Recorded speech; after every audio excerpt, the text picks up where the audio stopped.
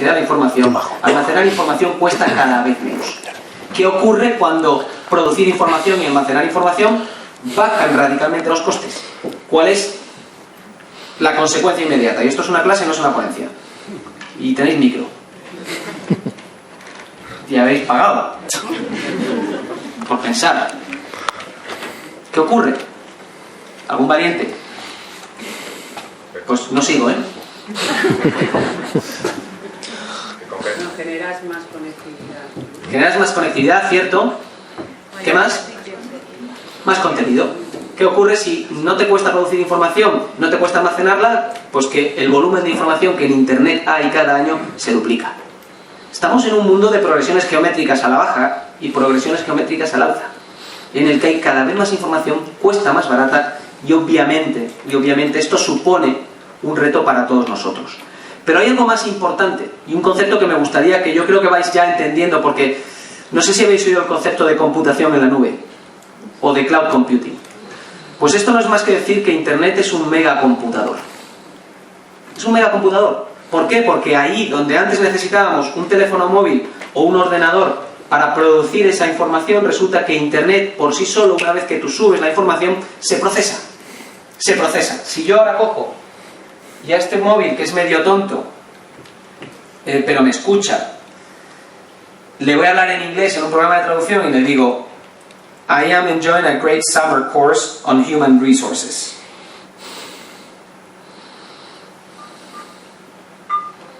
Perdón, voy a decir otra vez. No, este no va a haber conexión.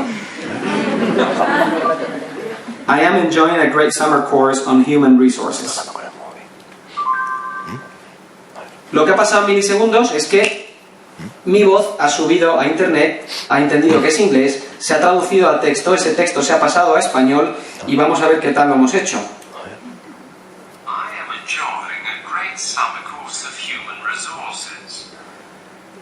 Este es el concepto fácilmente entendible de lo que puede ser un megacomputador, Internet, que lo ha hecho en milisegundos. Pensad una cosa, yo no sé si habéis visto los software de traducción que hay. Macho, esto...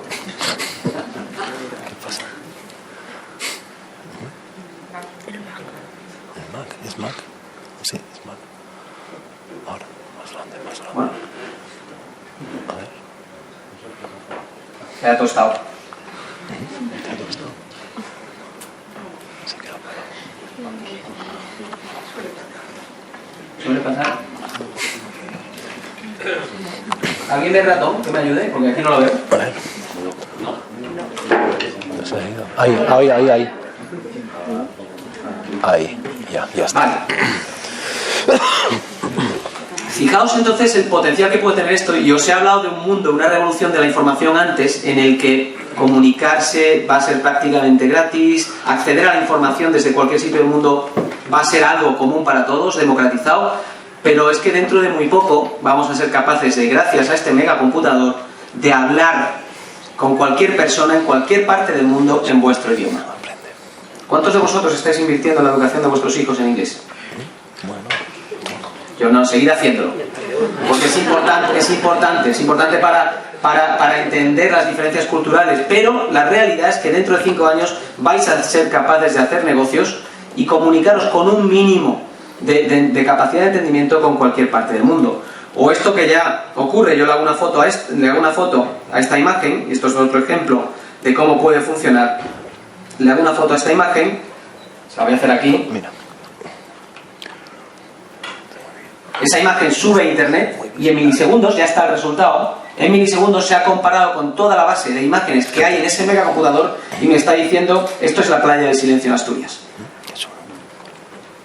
Llevo presentando esto 3 años, pero no deja de sorprender porque la capacidad que está teniendo Internet no tiene fin. Obviamente, si le hacéis una foto a esto, sabéis lo que es, ¿no? Un sudoku, y vais a tener resuelto el sudoku de manera inmediata. ¿Nos hacemos tontos o listos? Esta es una pregunta que como responsables en recursos humanos os tenéis que hacer. No es el tópico del día, o no es el tema del día, pero es para preguntárselo. Pero la realidad es que las cosas están cambiando. Y esas son 2 fotos que solo se separan en 8 años y son la elección del Papa Benedicto XVI y la elección del Papa Francisco I. Y si veis aquí, me gustaría que... Esto no es el juego de las 7 diferencias porque desgraciadamente hay más de 7 diferencias. Y lo que tenéis aquí es, mirad en esta primera foto del 2005, cómo hay una persona que está mirando hacia atrás para ver quién está tomando la foto del momento.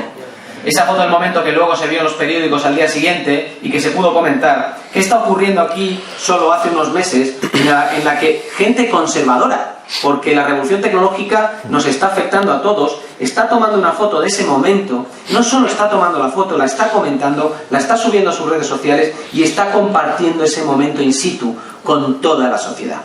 Este es el principio, pero me gustaría asustaros porque es solo el principio. Solo el principio. Llevamos 20 años de historia desde que Internet empezó a formar parte de nuestras vidas.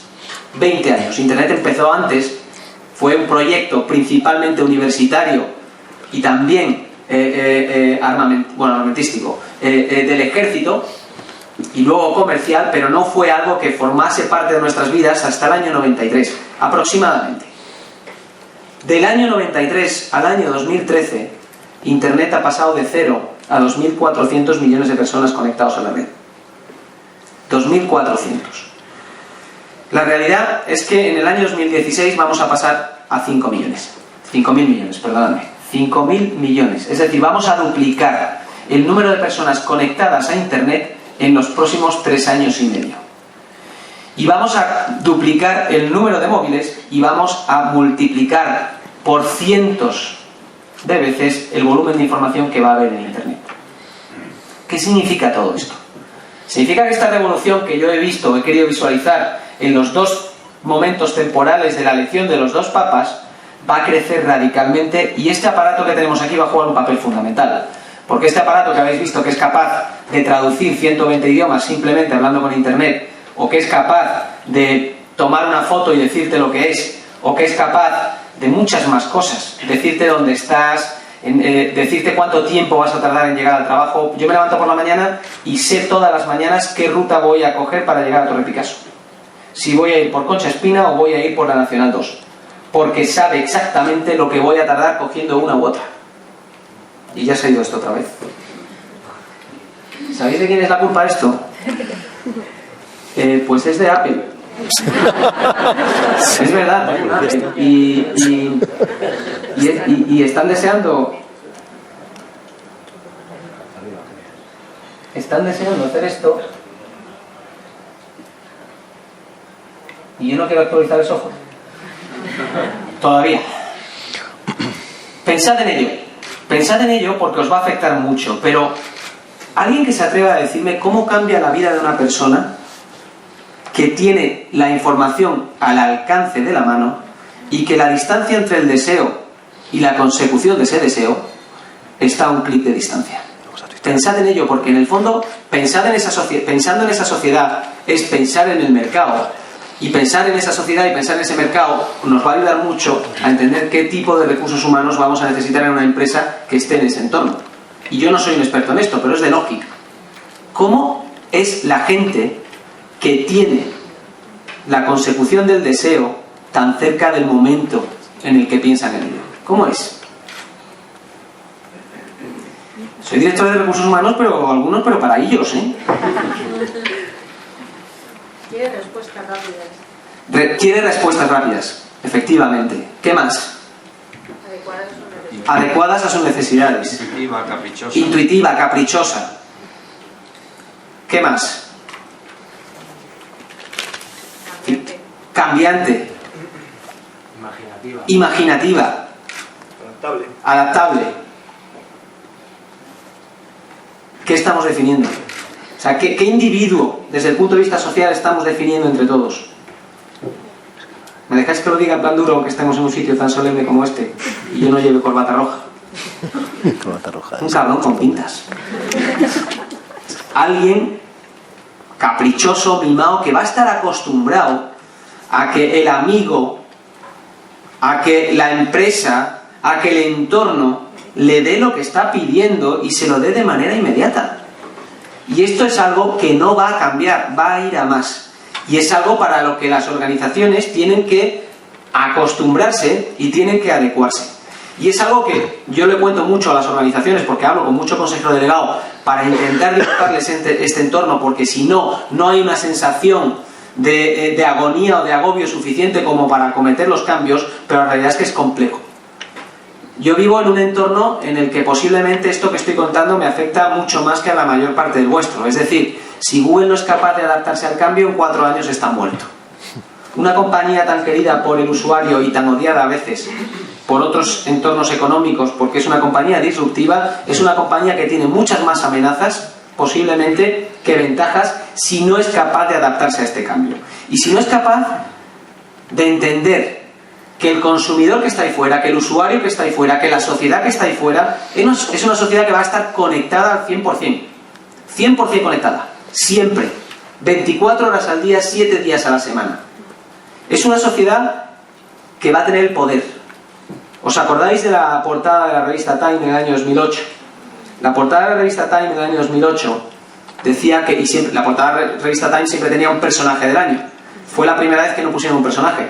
Te pusieron a ti. A ti y a ti. ¿Por qué? Porque es el año en el que se empezó a ver que el mayor cambio que la revolución digital estaba trayendo es que estaba trasladando el poder a la sociedad o al individuo como componente de esa sociedad. Pero es un individuo conectado con poder para mover y para movilizar cambios, pero además es un individuo listo, sabio, preparado, que sabe cada vez más. A mí lo que más me gusta de esta revolución digital es el hecho de pensar que el nacer en Chelsea o nacer en Nueva Delhi no te va a dar necesariamente más ventajas si estás en el primer caso.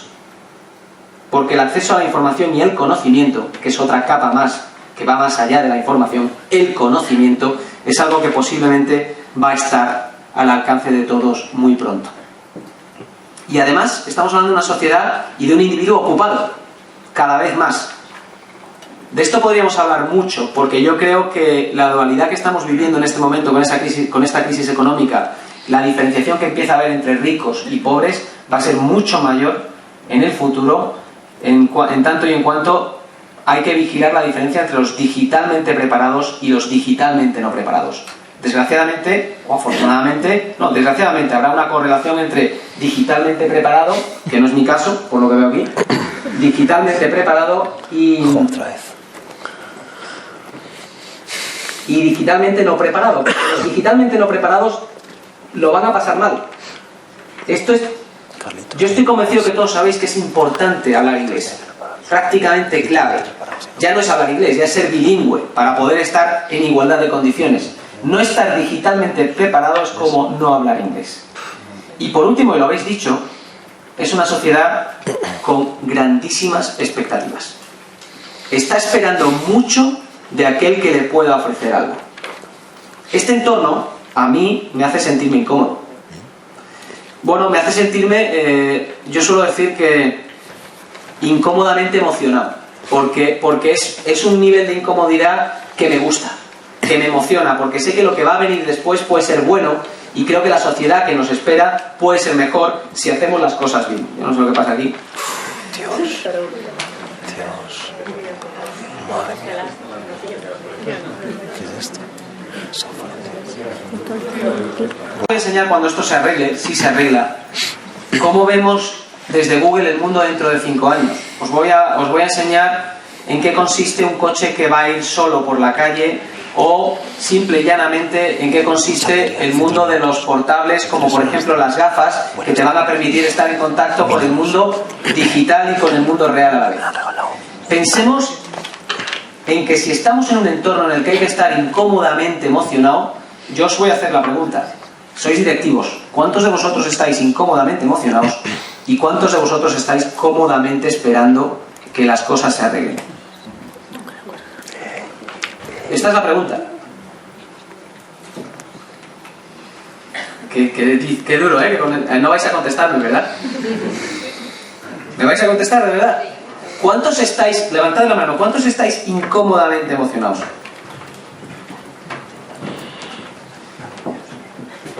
¿Cuántos de los que estáis incómodamente emocionados estáis transmitiéndole a vuestra gente que hay que cambiar? Muy bien. ¿Vais a hacer algo? está pecado, pero bueno, da igual. Da igual. No, da igual, no os preocupéis. Me salgo para acá y así estamos más cerca. Sí, aquí una de las cosas que hay que hacer en el entorno en el que vivo es saber improvisar. No lo digo, ¿verdad? Estar preparado para cualquier inconveniente porque el cambio es constante. Mira, pues se ha fastidiado el ordenador y a mí me da igual. Con lo cual vamos a entrar en qué significa para nosotros estar incómodamente emocionados. Antes os contaba que en Google vivimos un mundo en el que las cosas cambian cada 3 años. En el que si pierdes 2 olas, estás fuera. ¿Qué hacemos o cuáles son los principios que tenemos en cuanto al desarrollo de recursos humanos? El primero, y este suena mal porque yo soy un error, que es contratar a los mejores. Soy un error de contratación. La verdad es que se confundieron conmigo, pero intentamos no confundirnos con la gente. Ahora, es contratar a los mejores para el entorno en el que estamos operando. Cada uno tiene que definir qué significa ser mejor, porque no queremos a super empollones que sacan todo matrícula y que en el fondo eso es lo que han hecho en toda su vida. ¿Cómo definimos el mejor perfil para Google? Pues mirad, obviamente el perfil académico es importante y tenemos un nivel de exigencia muy alto a la hora de hacer el primer screening para poder simple y llanamente decir que alguien puede pasar el proceso de selección o simple y llanamente pasar a entrevistas. Recibimos en torno a 3-4 millones de peticiones de currículums al año. Y ahora, después de la película esta, todavía más. Porque esta película no quiero que la vean mis hijos porque me van a dar por saco, me van a intentar entrar en Google todavía antes. Pero el punto es, si intentamos contratar a los mejores hemos definido que son los mejores para nosotros. Mirad, para mí, aunque hay 5 o 6 puntos que luego os voy a contar y voy a pasar la presentación, para mí los mejores empleados son aquellos con ausencia de egoísmo. Y esta es mi definición propia y lo que he visto que ha sido algo común en los 5 años que llevo trabajando en Google. Me he dado cuenta que lo que ha hecho esta compañía es contratar a gente que no es egoísta. Yo cuando veo un tío egoísta ambicioso o una chica egoísta ambiciosa y lo huelo, es decir, aquel que está pensando en cómo llegar al director general y esa es su única meta, o consejero delegado y esa es su única meta, eso no funciona en Google. En Google funcionan los perfiles básicamente que tienen una amplitud de miras, que han hecho en la vida algo mucho más allá que estudiar o trabajar, que han tenido preocupaciones por su entorno social, que han tenido preocupaciones familiares, que han sido capaces de crear cosas que se salen de lo normal y se salen de la norma. Y que es gente que es capaz, si veis la película está muy mal traducido, porque la película habla de googleza, que tiene googleza, nosotros lo llamamos googliness, significa ser capaz de colaborar con los otros sin esperar nada a cambio. Porque en el fondo esta compañía que empezó siendo una compañía que tenía una obsesión absoluta, que era organizar la información que había en el mundo y convertirlo y hacerla accesible a todos nosotros. O sea, la obsesión de los 2 fundadores en el año 98 es, oye, que la información crece, que el coste de almacenarla baja, que el coste de transformarla baja. Esto va a ser un cacao. Vamos a intentar desarrollar herramientas que faciliten a la sociedad algo que sea fácil, porque si no las personas se van a perder en este entorno. Hoy esto está prácticamente conseguido, aunque nunca se va a acabar de conseguir. El cambio que está dando la compañía es simple y llanamente intentemos estar en un entorno en el que el mundo sea mejor. Y todo el dinero que hace esta compañía está pensado para que haya 1.000, 2.000, 3.000 ingenieros buscando solucionar problemas que mejoren nuestra vida, no un poquito, sino 10, 20 o 30 veces. Y tenía unos vídeos muy chulos que se han roto, pero los podéis ver en YouTube, que es lo bueno de la información, de 3 proyectos que están siendo referentes en esto. El primero, un coche que se conduce solo. ¿Lo habéis visto? Sí.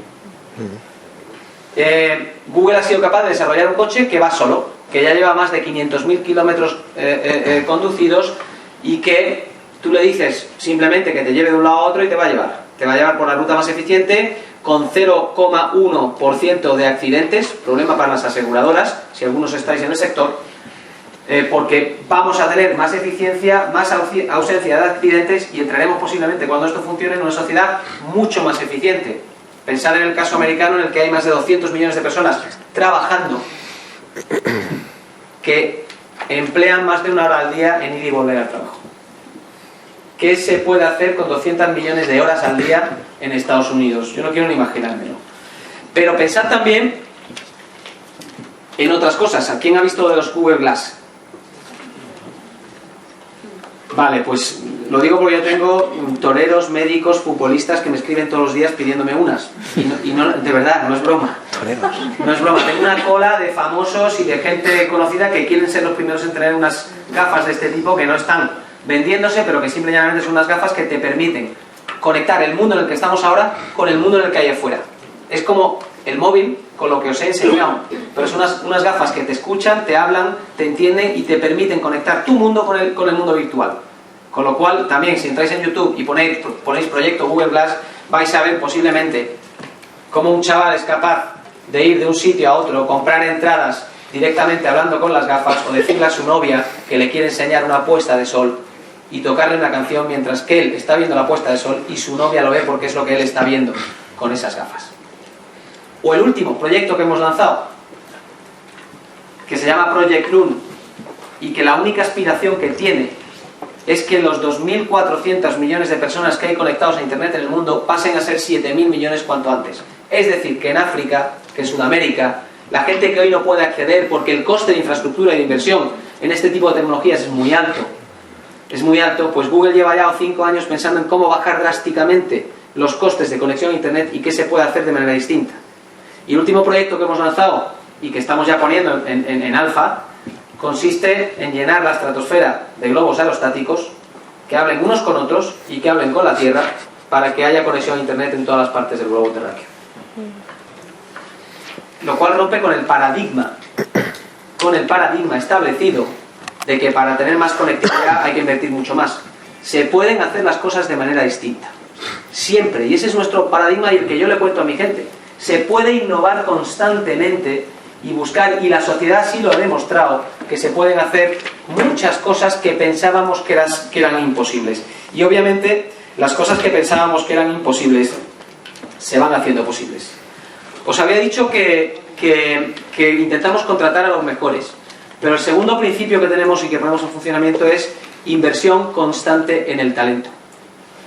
No visualizamos a alguien dentro de Google que entre para ser director general y sea director general toda su vida, ni que entre para ser account manager para llevar a un cliente y esté haciendo esto toda su vida, sino que sea gente que crezca constantemente.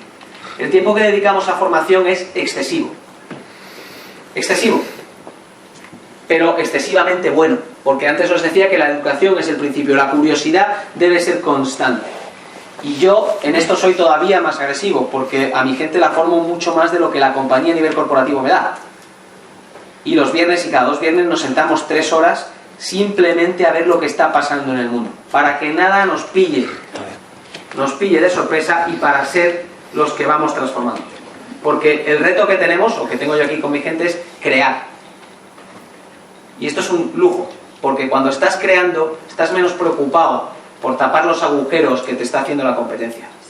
Estás creando el nuevo mercado, estás creando la nueva idea, estás creando la nueva visión de algo que puede suceder. Y si te lo crees, todo es posible. El otro principio que aplicamos mucho en recursos humanos, y este me sorprendió cuando yo entré en Google muchísimo, es el promover la transparencia y la libertad de expresión. Somos una compañía de 38.000 personas, más Motorola 45.000 aproximadamente, y queremos seguir manteniendo la distancia entre el CEO y la gente muy corta. Cada viernes tenemos algo que se llama TGIF, que se llama Thanks God It's Friday, en el que se cuenta algo sobre lo que está trabajando la compañía, se retransmite en simultáneo a estas 38.000 personas y cualquiera puede preguntar, puede criticar, y esa crítica es bienvenida al CEO o al responsable de producto o al responsable de negocio que esté contando esa historia. Qué difícil y qué bonito, pero yo hago esto mismo todos los viernes. Todos los viernes nos sentamos, los 100 y pico que estamos en la oficina, en España, y cuento y contamos entre todos lo que está pasando. Cómo vamos, qué problemas estamos viendo, y os garantizo que el nivel de críticas que yo recibo de mi equipo es alto. Pero es bueno, porque me ayuda a mejorar. Y estamos en un entorno en el que ese nivel de transparencia y de libertad de expresión se coge con buen gusto. porque siempre se hace con un espíritu constructivo, no destructivo. Y eso hace que una organización se mueva y se mueva deprisa. Luego, obviamente, y muchos pensaréis, bueno, es que Google es una compañía. Yo cuando invito a alguien a la oficina de Madrid, o voy por la oficina de Nueva York, o por la de Londres, o por la de Mountain View en California, obviamente no dejo de sorprenderme, porque esta es una compañía que invierte muchísimo en que el entorno sea el mejor entorno posible. Yo es algo que he aprendido de todo esto, y digo, si algún día dejase de estar en Google, muy posiblemente tendría que, o pensaría, ¿qué hago para que la gente que esté aquí esté más a gusto que en su casa? Fijaos lo que os digo, más a gusto que en tu casa, lo cual es muy difícil de conseguir. Yo esto no se lo digo a mi mujer, pero mis hijos cuando vienen me dicen, oye papá, ¿cuánto pagas por trabajar aquí? Esto que parece un rollo es porque yo en el fondo me encanta que la gente que seamos adultos con curiosidad de niños, y que seamos niños constantemente, preguntándonos las cosas que solo nos preguntábamos cuando éramos niños, en un entorno que te ayude a hacer eso así. Mirad, en Google la comida es gratis. No sé si habéis visto algún artículo de que en Google engordamos 5 kilos cada vez que entramos. Es mentira. No es verdad, es mentira. Entre otras cosas porque la comida es súper sana. Es verdad que cuando yo entré hace 5 años había mucho chocolate y ahora desapareció. Yo no sabía que había desaparecido. Me he dado cuenta que me han acostumbrado a comer chocolate y a comer menos helados. Me han ido quitando mis máquinas de helados poco a poco, las que más me gustaban, y poco a poco se come cada vez más sano. Pero la gente está contenta en ese entorno. La inversión es alta, porque si analizáis lo que estáis pagando muchas veces en tickets comida, en contraposición a lo que estamos pagando a cada empleado por persona a día, porque tenga comida fresca hecha al día para desayunar y para comer y para la hora de las tapas, es una inversión fuerte. Pero os voy a contar la experiencia de un director general. Yo cuando voy a comer es uno de mis mayores placeres. No quiero ya comer con clientes fuera, los invito a la oficina. Que ellos se sirvan, se pongan la comida. Pero no solo eso, cuando no invito a nadie, estoy ahí comiendo, disfruto como un enano. ¿Por qué? Porque me hago el primer plato con una mesa, me voy y me hago el segundo plato con otra mesa, y me hago el postre con otra mesa. ¿Y sabéis lo que ha pasado? En ese momento, obviamente, conozco a todo el mundo me conoce, y todo el mundo te cuenta qué es lo que está pasando. Y yo ahora mismo posiblemente estoy más cerca que muchos directores generales de otras compañías de lo que está pasando en las operaciones, de lo que está pasando con los clientes, de cómo se siente la gente. Y luego promover un entorno en el que la gente habla mucho del futbolín, el tobogán. Bueno, eso está bien, pero lo que intentamos promover es entornos en los que la gente esté constantemente en un entorno de fomentar la curiosidad y de fomentar el reto constante, que les ayude a pensar que las cosas son siempre posibles. Yo en esto os diría que, obviamente, os estoy contando el caso de Google, que es posiblemente una empresa que está en un entorno mucho más dinámico que la mayor parte de los entornos a los que estáis expuestos. Pero a la velocidad a la que van las cosas, que es la velocidad que os he contado antes y que Apple no me ha dejado disfrutar, en el que en solamente 4 años vamos a duplicar el número de internautas. La sociedad va a ser mucho más digital, mucho más rápida, mucho más agresiva, mucho más mimada, mucho más egoísta. Esa va a ser la demanda que vais a tener que afrontar como empresarios, como organizaciones, y ese va a ser el tipo de empleado que vais a necesitar para que os haga posible tener éxito. Con lo cual, yo no os puedo dar consejos, pero sí os daría una mini recomendación. Y es que en todo lo que hagáis a partir de ahora, al menos le pongáis pasión. Muchas gracias.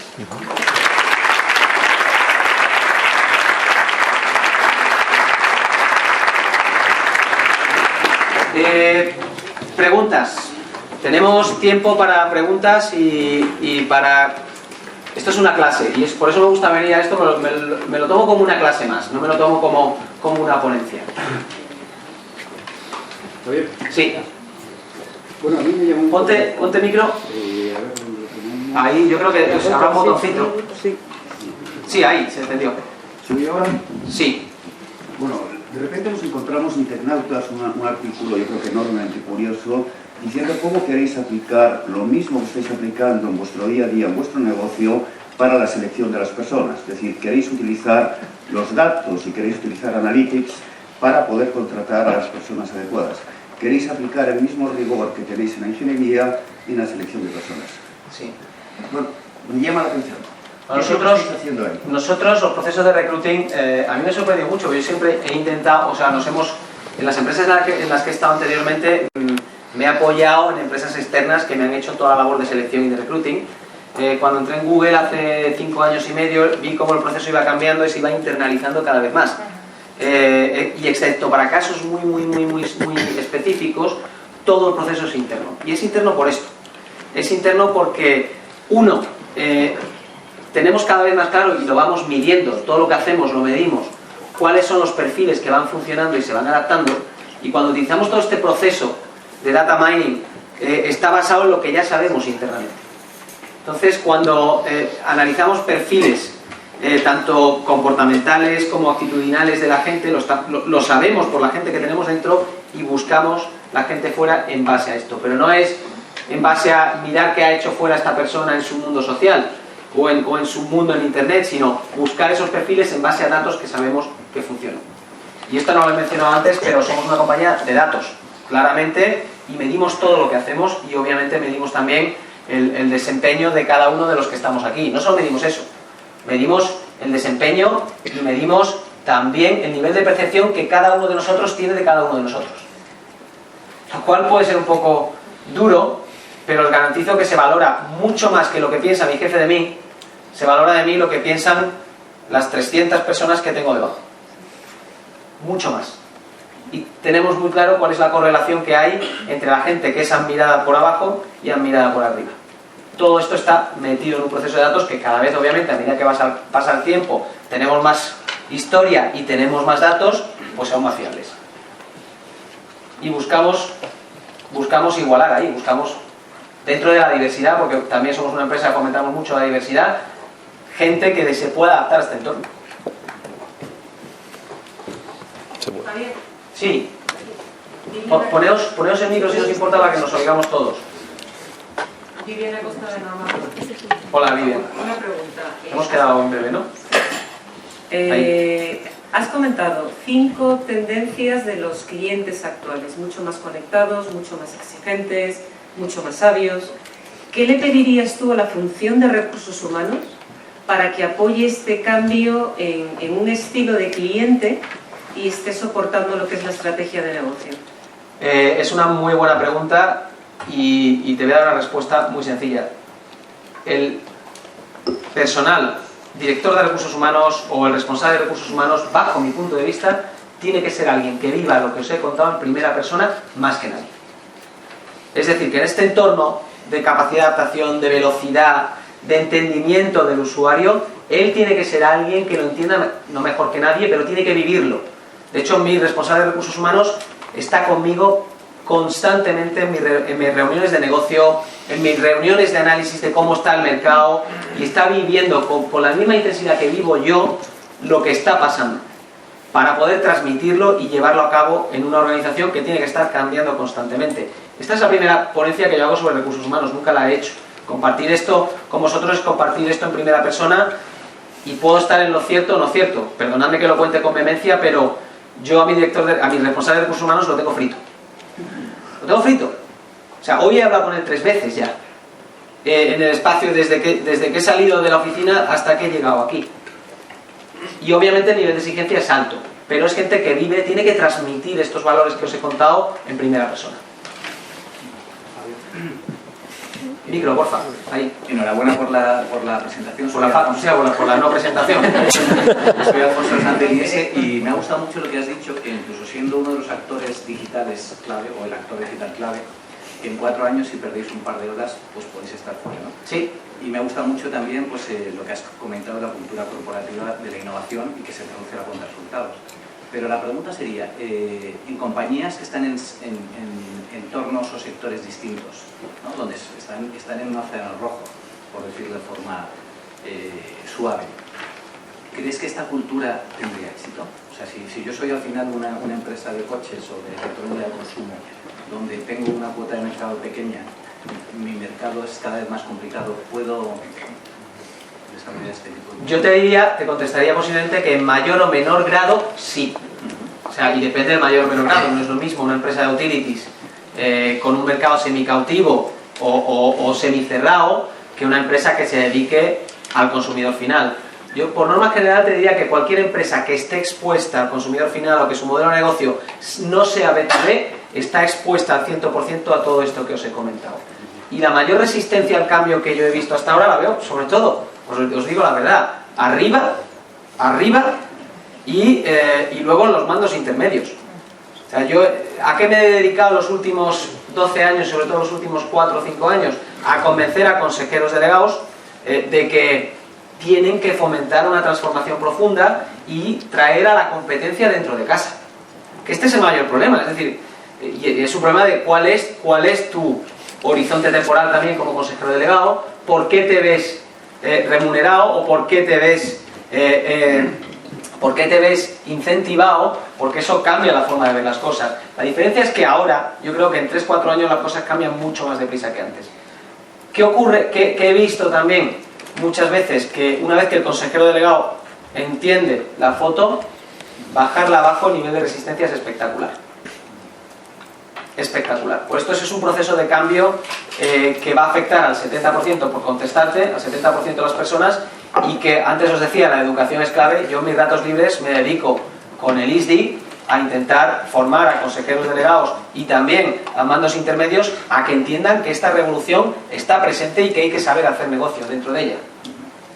Y la segunda pregunta es más orientada al negocio. Creo que Google es un ejemplo de compañías que ha tenido éxito integrando negocios como YouTube y otros muchos y monetizándolos y generando valor.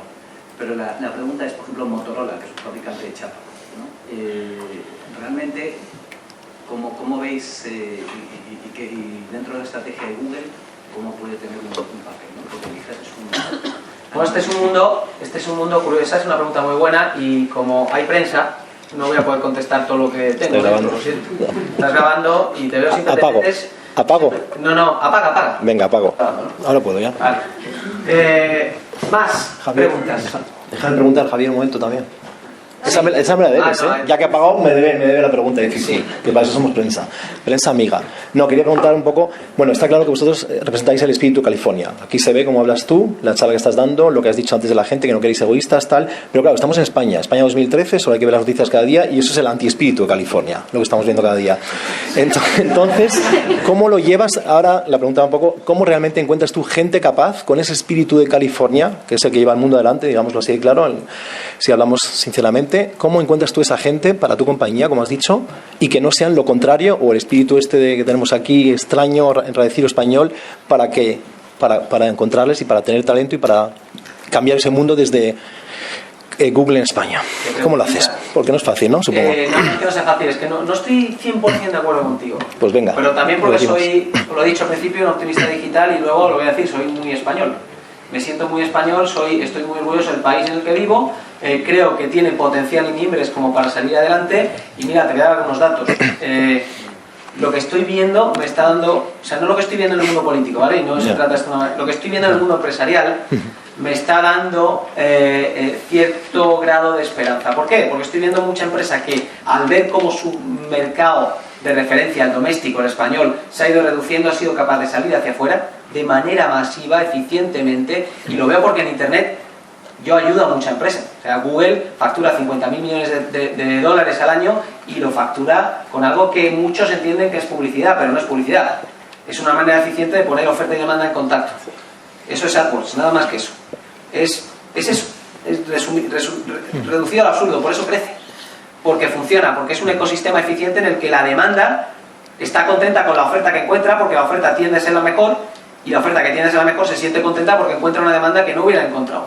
Lo que estoy viendo en empresas españolas es que hay muchas empresas españolas que están saliendo fuera, encontrando demanda que no pensaban que podían encontrar. Obviamente Internet les está ayudando muchísimo, y esto me ayuda, por lo menos me alienta bastante para ser más optimista de lo que era hace 2 o 3 años. Y luego, también por comparación, yo creo que aquí lo que falta es una sacudida todavía mayor de la que hemos tenido hasta ahora para sacar lo que verdaderamente tenemos en nuestros genes. Y aquí tenemos genes de descubridores, genes de curiosos, genes de emprendedores que, por lo que sea, en los últimos 150 años los hemos dejado dormidos. Pero yo creo, soy de los que pienso que los podemos levantar. Y lo que hago yo desde mi humilde posición, con mi gente, por supuesto, o sea, mi gente sabe que yo no descanso. Sabe que si hemos logrado algo, ya vamos a por algo más. Pero no más por ir por algo más ambicioso, sino a por algo más que transformar y que haga que las cosas sean mejores. ¿Cuál es mi obsesión ahora? Mi obsesión ahora mismo es que todas las empresas de este país estén preparadas, que no lo están, para ser capaces de que su oferta esté a disposición de la demanda a través del móvil. ¿Por qué? Porque Internet, tal y como lo conocimos hace 10 años, no tiene nada que ver con el Internet que vamos a ver ahora dentro de 3, en el que una persona con un móvil, que es una pantalla pequeña, 24 horas al día, 7 días a la semana, quiere las cosas rápido. Y todo el sistema en el que hemos programado nuestra oferta, nuestros procesos internos, para hacer eso en una pantalla pequeña, no sabemos. Y yo hablo ahora con jugadores que en Internet son muy potentes y me da la impresión de que van a ser unos dinosaurios dentro de 6 o 7 años. Te encuentras aquí gente con mucha capacidad, de verdad. Bueno. Y yo creo que entre todos tenemos que ser, y más los que estáis aquí, transmitir que esto es posible. Y os lo dice Rodríguez Zapatero. Pero yo me lo creo, ¿eh? Más. Dijiste antes que es importante ser digitalmente preparado y hablar inglés. Y no solo hablar inglés, ser bilingüe. En tu opinión, ¿por qué España todavía tiene mucha dificultad en generar el talento bilingüe? Estamos invirtiendo mucho en la educación de los niños con clases extras o, si uno puede, en un colegio privado. Pero en España, desde presidente del gobierno hasta todos los niveles, hay poquísimos todavía hoy en día. ¿Y cómo va a afectar su competitividad en este nuevo mundo? Bueno, yo creo que lo has dicho todo. España no está preparada en inglés. Eso es evidente y esto está relacionado con lo que hacemos desde que los niños son pequeños. Yo creo que por lo que he podido leer o por lo que dicen muchos neurolingüistas, la capacidad y el desarrollo del oído, y yo no soy experto en esto, se desarrolla a los 3 a los 7 años. Y los idiomas básicamente hablan en distintas frecuencias. Y acostumbrar tu oído a diferentes frecuencias se consigue entre los 3 y los 7 años. Y hay que cambiar el sistema educativo español. O sea, yo lo haría bilingüe. Yo personalmente lo haría bilingüe. Lo que pasa es que estamos dedicando mucha energía a hacerlo cuatrilingüe. Y con esto... Catalán. Es verdad. Desde el Erasmus se nota una gran diferencia en los jóvenes, están mucho más preparados en idiomas, sí. Y se nota esa diferencia bastante considerable. Se nota, pero aún así, si quieres llevar a un nivel de bilingüismo es hablar bilingüe. Tienes que empezar desde abajo. Ya la pregunta ha sido bilingüismo más que dominar. No, yo conozco, y de hecho, yo tengo la suerte de que aprendí inglés más pequeño y de que me expreso bien en inglés, y eso me ha ayudado mucho a poder contar mis cosas en español y también en inglés. El español pierde mucho en el entorno corporativo cuando tiene que expresar sus sentimientos y sus ideas. Y esto es algo que para llegar a ese nivel de bilingüismo hay que empezarlo desde abajo. Sí. Alejandro Kulik. Hola, Alejandro. Quería comentar un tema contigo sobre la definición que podemos hacer de talento. Claro, la definición de talento cada uno lo hará a su manera. Tú has apuntado una serie de líneas que a mí me parecen muy interesantes y que no tienen absolutamente nada que ver con cosas objetivamente medibles, tipo manejo el inglés o tengo conocimientos en programación. Estás hablando de valores. Sí. ¿Cuál es la relación entre los valores de la persona y la compañía en la que va a trabajar? Correcto. Porque si se produce una disonancia muy grande entre unos y otros, vamos a tener problemas. Efectivamente. Si yo quiero transparencia interna, tendré que buscar gente que sea capaz de vivir en esa transparencia. ¿Cómo medís esa parte, ahora hablo de Google, cómo medís esa parte que no tiene que ver con la parte más objetiva, sino que tiene que ver con compartir sin egoísmo, ser capaz de aceptar una crítica, ser capaz de dar una crítica constructiva? Es decir, cosas para las que en general además la educación que tenemos en este país no nos enseña especialmente. Pues lo he comentado parcialmente antes, pero estamos medidos en 7 u 8 direcciones distintas. Tenemos encuestas de abajo arriba. Pienso más en la parte de... Sí, pero no en la parte de valores, sí, pero es que ahí es donde se ve... Estoy en selección, no tanto... estás en estoy selección. No, esto proceso. se ve por la entrevista. Es decir, el sistema de entrevista que tenemos, que aproximadamente para entrar en Google hay que pasar una media de 7 u 8 entrevistas, en la que está todo tabulado, hay ciertas preguntas que obviamente ya hacemos que están enfocadas a determinar ese área de valores que nosotros denominamos Googliness, que te permitan identificar si esta persona va a entrar o va a estar bien y va a estar a gusto aquí. Y ahí obviamente ahí está digamos, la experiencia en cómo podamos preguntar y cómo podamos llevar estas preguntas a experiencias reales del pasado que sean ciertas y que puedan ser ejemplificadas. Y está todo tabulado y visto y se marca ese área de Googliness. Y nos confundimos a veces, ¿eh? No, lógicamente. O sea, hay gente que te cuenta que es fantástica para Google y luego no funciona. Pero tenemos un nivel de dropout muy bajo.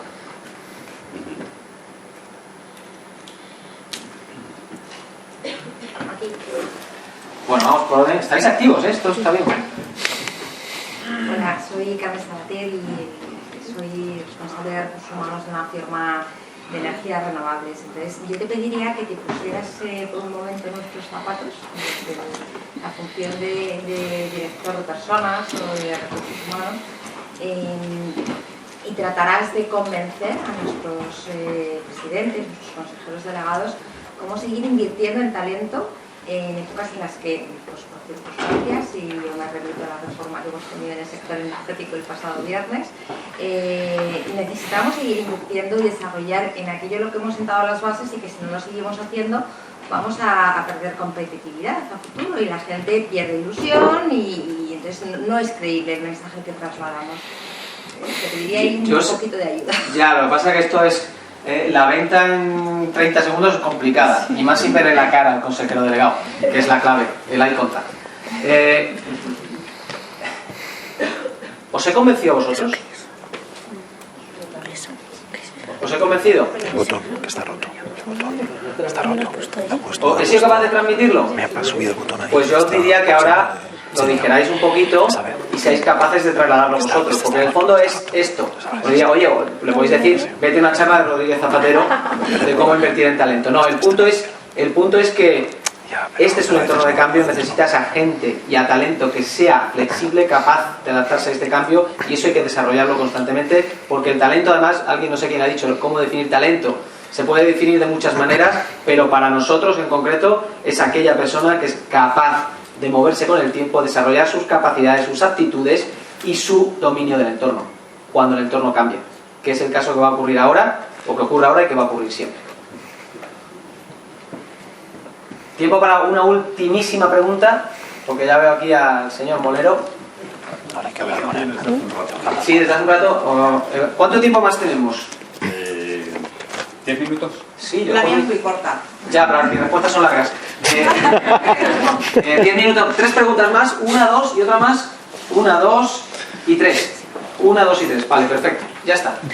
Soy Consuelo Fernández de Capgemini y has dicho que sois 38.000 empleados y que facturáis 50.000 millones de euros. ¿Cómo se consigue? Una pregunta corta, pero difícil. El modelo de negocio de Google es muy sencillo. O sea, yo cuando os dije que la compañía invirtió en organizar la información que hay en el mundo, hacerla útil y accesible, ese fue el modelo, esa fue la misión de la compañía en su creación, y esa fue la misión de la compañía en el desarrollo del modelo de negocio. El modelo de negocio de Google, la mayor parte de él, pero todo está enfocado a lo mismo, incluso YouTube cuando se vaya desarrollando, está enfocado en algo muy sencillo, en que la gente elige. Y queremos ayudar a la gente a elegir, y que cuando elija lo mejor. Cuando tú ves la publicidad que hay en el buscador, no es una publicidad al uso, en la que el que más paga más arriba está. ¿A que os creéis que era así? Pues no. No. El estar arriba es la combinación de ser muy bueno y de pagar, pero lo primero pesa más que lo segundo. Y el ser muy bueno es en lo que invertimos mucho tiempo y mucha matemática para conseguir que la oferta que esté más arriba sea la que más se adecua a la elección que está buscando el cliente. Y esto obviamente está funcionando y crece, y lo intentamos aplicar a todos los modelos de negocio que vamos lanzando, al mundo móvil, al mundo YouTube. Yo soy de los que creo que la publicidad, yo me tiré 8 años haciendo tele en Procter & Gamble. Yo creo que la publicidad que yo conocí no sirve para nada comparado con lo que viene ahora. porque es un mundo en el que el usuario va a elegir lo que quiere ver. Y el anunciante solo va a pagar por lo que el usuario ha visto. Y va a pagar menos si lo que ha visto es mejor. No sé si me habéis seguido. Este es el secreto de Google. Es darle lo mejor a la demanda, no a la oferta. La oferta ya se pondrá las pilas para estar a la altura. Ingenieros, yo me considero un tío de segunda clase que explica lo que los ingenieros hacen, pero no soy capaz de hacer ni muchísimo menos lo que ellos están pensando. 2, y luego había una más, que era 3. Buenos días, soy Carlos Martín del Grupo Santander. Google está vista como una compañía abierta, global, yo creo que es evidente aquí. Sin embargo, sigue siendo vista como una compañía anglosajona, o por lo menos a mí me parece, con problemas políticos como en China, y donde, por ser latino, a lo mejor puede ser un gap en cuanto al idioma que hemos hablado antes, en cuanto a otras cosas. ¿Tiene planes Google para este paso de 3.500, no sé si se oye, perdón, millones de usuarios de Internet a 7.000, donde habrá nuevas culturas que se incorporen, en focalizarse en estas culturas, en concreto del mundo latino, en toda América Latina, con el idioma español, que en vez de sea una barrera, sea una oportunidad para proyectos Google? Bueno, o sea, aquí la pregunta es sobre, primero hay un ámbito de percepciones y luego hay un ámbito, o una pregunta ¿qué se va a hacer a futuro? Yo creo que Google, honestamente, es una de las compañías más globales que existen en el mundo. Y una de las compañías que más rápido es capaz de desarrollar una idea de producto y localizarla, en este caso, a más de 140 idiomas. Más rápido. No conozco, de mi competencia no conozco ninguna. Ni Microsoft, ni Yahoo, en la que estuve mucho tiempo, tienen esta visión de que un servicio sea parte del mundo. Es más, donde no estamos es porque no quieren que estemos. Has mencionado el tema de China. Yo tengo la suerte de llevar Turquía también y hablar mucho con el gobierno turco. Hay veces, como es el caso de China, pues que los chinos no han visto a bien que Google esté allí. Pero la filosofía de la compañía es estar en que la compañía sea universal y global. Os comentaba el caso del proyecto de conectividad para todo el mundo, y esto es algo que se hace con vocación de que se esté presente en África, en la que hay en este momento 1.100 millones de personas y solo 150 están conectadas a Internet, en América Latina, en la que hay todavía un gap de conectividad brutal, y no creo yo que Google sea precisamente vista, por lo menos no por los datos que tengo en España, como una compañía sajona y que eso tenga connotaciones negativas. Lo que sí tiene connotaciones negativas, o no negativas, lo voy a poner de otra manera, es que somos una compañía global en un entorno muy cambiante en el que la regulación va más lenta de lo que ocurre a nivel de innovación. Y esto pasa en todos los entornos que son disruptivos. Es decir, si nosotros creamos un coche que se conduce solo, por ponerte un ejemplo, a mí me gustaría que este coche estuviese en España, como primer país. Resulta que posiblemente el primer sitio donde va a estar va a ser el estado de Nevada. ¿Por qué? Porque el gobernador de Nevada se sentó en ese coche y dijo: voy a cambiar toda la legislación del estado para que esto pueda funcionar. Luego se dio cuenta que había que cambiar muchas cosas. Había que cambiar el código de circulación, había que cambiar la señalización, había que cambiar los sistemas de parkings, había que idear una ciudad prácticamente nueva, la responsabilidad civil, el sistema de seguros, todo. Pero allá lo que nosotros no podemos hacer es no crear. Nos vamos a encontrar siempre, todas las compañías disruptivas yo creo que se encuentran siempre reacciones porque el status quo es para muchos positivo. No creo que... Yo creo que en el mundo al que vamos la nacionalidad va a ser algo menos importante.